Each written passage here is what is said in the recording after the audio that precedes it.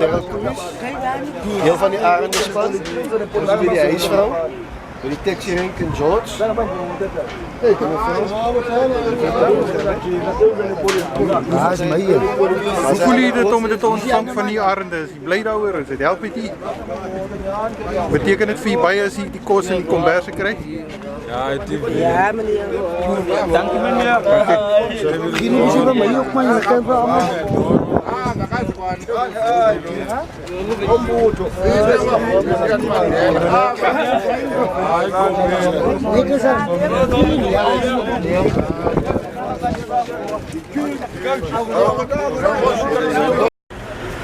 Maarten de Vos van die SWD Arende. Ons is vandaag hier so as 'n groep, as 'n span ter viering van Nelson Mandela Dag.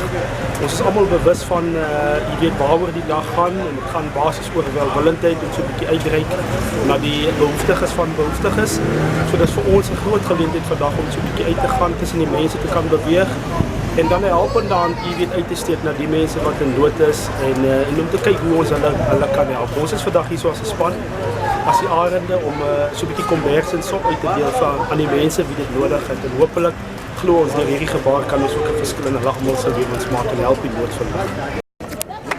A few of them are standing with me. Let's move to the bucket. I'm going to give each one of you